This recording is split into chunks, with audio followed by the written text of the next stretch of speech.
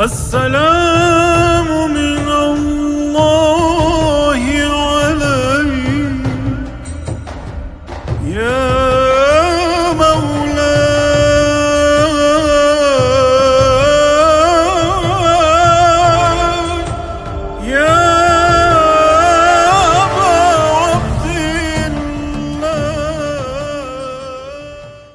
سفر المظفر یعنی روز اربعین کے بارے میں مشہور ہے کہ اس دن رسول اللہ صلی اللہ علیہ وآلہ وسلم کے بزرگ صحابی جناب جابر ابن عبداللہ انصاری امام حسین علیہ السلام کی زیارت کے لیے کربلا پہنچے اور اسرائے کربلا اہل بیت علیہم السلام بھی اسی دن شام سے کربلا واپس پلٹے، اور اسی دن ہی امام حسین علیہ السلام کا کٹا ہوا سر امام سجاد علیہ السلام کے توسط سے آپ کے بدن اطہر کے ساتھ ملحق کیا گیا، اور اسی دن ہی زیارت اربعین کے پڑھنے پر بھی تاکید کی گئی ہے۔ جابر ابن عبداللہ انصاری وہ پہلے شخص ہیں کہ جو امام حسین علیہ السلام کے سب سے پہلے زائر ہیں۔ جناب جابر ابن عبداللہ انصاری نے جو امام حسین علیہ السلام کی زیارت کی ہے، اس بارے میں دو روایات نقل ہوئی ہیں۔ پہلی روایت طبری کی ہے کہ اس روایت میں جابر ابن عبداللہ انصاری کی امام سجاد علیہ السلام سے ملاقات کا کوئی ذکر نہیں ملتا، اور دوسری روایت سید ابن طاؤس کی ہے کہ جس میں انہوں نے جناب جابر ابن عبداللہ انصاری کا اہل بیت علیہ السلام اور امام سجاد علیہ السلام سے ملاقات کا ذکر کیا ہے، لیکن اس روایت میں یہ ذکر نہیں کیا گیا کہ یہ واقعہ اربعین کے دن ہوا تھا یا کسی اور دن۔ جابر ابن عبداللہ انصاری کے ساتھ ایک اور شخص کا ذکر بھی ملتا ہے کہ جو جناب جابر کے ہمراہ اس زیارت میں کربلا پہنچے تھے، ان کا نام جناب عطیہ بن سعد تھا، لہذا یہ دونوں کربلا کے پہلے اور دوسرے زائر شمار کیے جاتے ہیں۔ اس سے پہلے کہ واقعے کو نقل کیا جائے، دونوں شخصیات کا مختصر تعارف کرانا ضروری ہے۔ جناب جابر ابن عبداللہ بن عمرو بن حزام بن ثعلبہ انصاری کے جو جابر ابن عبداللہ انصاری سے معروف ہیں، رسول اللہ صلی اللہ علیہ وآلہ وسلم کے برجستہ ترین اصحاب میں شمار ہوتے ہیں، اور رسول اللہ صلی اللہ علیہ وآلہ وسلم کی رحلت کے بعد امام علی علیہ السلام کے صحابیوں میں رہے، اور ان کے بعد 4 ائمہ کے بھی اصحاب رہے۔ اس عنوان سے جناب جابر ابن عبداللہ انصاری وہ عظیم صحابی ہیں کہ جن کو 6 معصومین کے صحابی ہونے کا شرف حاصل ہوا ہے۔ یہ ہستی عقبہ دوم میں جب اپنے بچپنے میں تھے ان 70 افراد میں شامل رہے کہ جنہوں نے رسول اللہ کی بیعت کی تھی۔ ان بیعت کرنے والوں میں انہوں نے اپنے باپ کے ہمراہ رسول اللہ کی بیعت کی۔ بیعت رضوان میں بھی جناب جابر موجود رہے۔ کشی ان کے بارے میں لکھتا ہے کہ یہ رسول اللہ صلی اللہ علیہ وآلہ وسلم کے آخری صحابی تھے کہ جو صاحب حیات رہے، اور یہ ہستی گلیوں کوچوں میں صدا دیا کرتے تھے کہ علی سب سے افضل بشر ہیں، اور چونکہ یہ ضعیف تھے اسی لیے حجاج بن یوسف ان سے کوئی غرض نہیں رکھتا تھا۔ آیت اللہ خوئی فرماتے ہیں کہ جابر رسول اللہ کے اصحاب اور امیر المؤمنین علی علیہ السلام کے بہترین ساتھیوں میں سے تھے۔ جناب کلینی صحیح سند کے ساتھ امام باقر علیہ السلام سے روایت کرتے ہیں کہ جابر نے پوری زندگی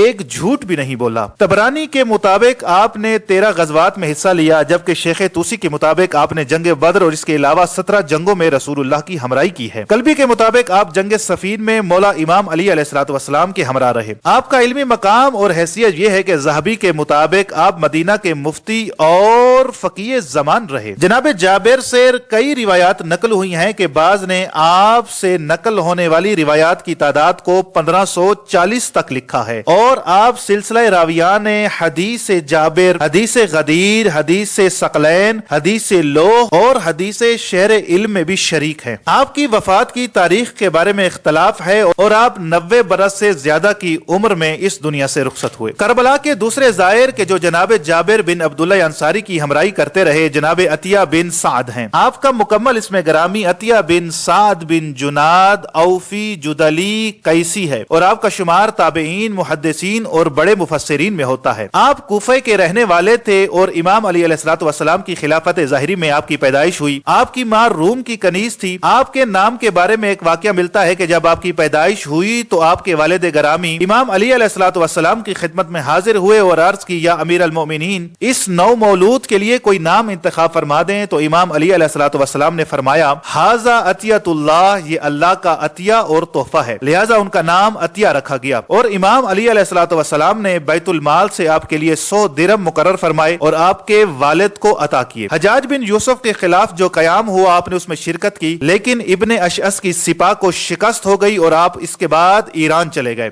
हज्जाज बिन यूसुफ ने फारस के हाकिम को खत लिखा और हुक्म दिया कि अतिया को हाजिर करो और उसको मजबूर करो कि अली पर लान करे, और अगर ऐसा ना करे तो उसको 400 कोड़े मारो और उसके सर और दाढ़ी के बाल काट दो। जब जनाब अतिया को हाजिर किया गया और मजबूर किया गया कि अमीरुल मोमिनीन पर लान करो, तो आपने अली पर लान न की और अली की मोहब्बत में मुसीबतें और तौहीन बर्दाश्त की। बाद के अरसे में आप कूफे की तरफ पलट आए और अपनी आखिरी उम्र तक कूफे में ही रहे और 111 हिजरी कमरी में दुनिया से रुखसत हुए। आपकी एक कुरान की तफसीर मौजूद है कि जो 5 जिल्दों पर मुश्तमिल है। जनाब तबरी इन दो हस्तियों की करबला आमद के मुतल्लिक फरमाते हैं कि जनाब अतिया बिन साद नकल करता है, मैं जाबिर इब्ने अब्दुल्ला अंसारी के साथ इमाम हुसैन अलैहिस्सलाम की जियारत की नियत से निकल पड़ा। हम दोनों जब करबला पहुंचे तो जाबिर फुरात के किनारे गए, गुस्ल किया और एक कपड़ा अपनी कमर से बांधा और एक और कपड़ा अपने कंधे पर डाला और इत्र लगाया और हम कब्र इमाम हुसैन अलैहिस्सलाम की तरफ चल पड़े।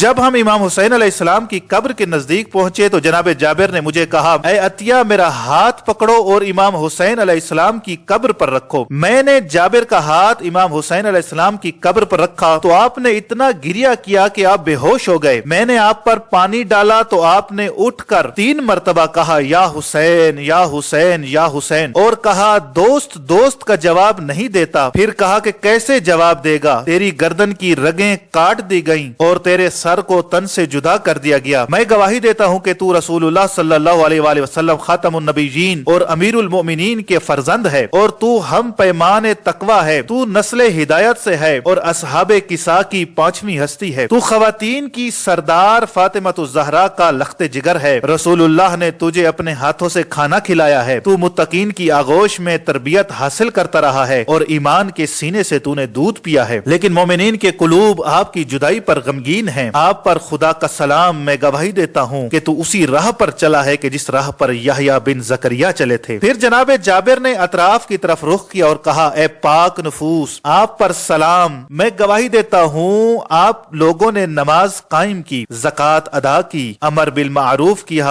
नहीं अनिल मुनकर किया, मुल्हिदीन के साथ जंग की और अल्लाह की इबादत की, यहाँ तक कि तुम्हारी मौत का वक्त आन पहुंचा। उस खुदा की कसम जिसने मोहम्मद को हक के साथ भेजा है कि जिस राह पर तुम निकले हो हम भी तुम्हारे साथ इस रास्ते में शरीक हैं। जनाब अतिया कहते हैं कि मैंने जनाब जाबिर से पूछा कि हम किस तरह से इनके साथ शरीक हैं, दर हालांकि हम इनके साथ इस सहरा में शरीक न थे, न हमने तलवार चलाई, जबकि इन लोगों के सर तन से जुदा किए गए, इनके बच्चे यतीम हो गए और उनके घर वालियां बेवा हो गई। जनाब जाबिर ने जवाब दिया कि अतिया, मैंने अल्लाह के हबीब मोहम्मद मुस्तफा से सुना है कि वो फरमा रहे थे, जो कोई जिस ग्रोह से मोहब्बत करता है वो उनके अमल में उस ग्रोह का शरीक हो जाता है। उस खुदा की कसम के जिसने मोहम्मद को हक के साथ भेजा, मेरी और मेरे दोस्तों की नीयत यही है कि जो हुसैन और उनके असहाब की नीयत थी। फिर जाबिर ने मुझसे कहा कि मुझे कूफियों के घर ले चलो। जब हम थोड़ा चले तो जाबिर ने मुझसे कहा, ए अतिया, मैं तुझे वसीयत करूं क्योंकि मुझे नहीं लगता कि बाद में तुझसे दोबारा मुलाकात हो पाएगी या नहीं हो पाएगी। उनका दोस्त हो, तू भी उन्हीं से दोस्ती रख और उनके दुश्मनों से दुश्मनी रख जब तक वो खानदान रसूलुल्लाह से दुश्मनी रखें, चाहे वो लोग कितने ही नमाजी और रोजेदार ही क्यों न हो। खानदान रसूलुल्लाह के चाहने वालों के साथ नरमी और दरगुजर कर, अगरचे उनका कदम कहीं मुतजलजिल होता भी है तो उनका दूसरा कदम मोहब्बत आले मोहम्मद की वजह से साबित हो जाता है। आले मोहम्मद के चाहने वाले जन्नत में जाएंगे और उनके दुश्मन दोजख में जाएंगे। इस रिवायत में कहीं भी खानदान अहले बैत का जनाब जाबिर से मुलाकात का जिक्र नहीं मिलता, लेकिन सैयद इब्ने ताऊस की नकल कुछ इस तरह से है कि जब अहले बैत शाम से इराक पहुंचे तो कारवान के रहनुमा से कहा कि हमें करबला से गुजार कर ले जाओ। लिहाजा जब ये अहले बैत कत्ल गाह पहुंचे तो उन्होंने जाबिर इब्ने अब्दुल्ला अंसारी और खानदान बनी हाशिम के कुछ लोगों से मुलाकात की कि ये सब लोग इमाम हुसैन अलैहिस्सलाम की जियारत के लिए आए हुए थे। लिहाजा सब ने मिलकर ऐसा गिरिया किया और अपने चेहरों पर मातम किया, ऐसी अजाब बर्पा की कि इंसान के दिल इससे दहल जाएं। इराकी खवातीन भी अहले बैत अलैहिस्सलाम के पास आईं और इसी तरह सब ने मिलकर कई दिनों तक इमाम हुसैन अलैहिस्सलातु वस्सलाम की अज़ादारी को बर्पा किया। खुदावंद मुताल की बारगाह में दुआ है कि परवरदिगार आलम हमें मोहम्मद व आले मोहम्मद के मुहिब्बीन में से करार दे। आमीन या रब्बल आलमीन।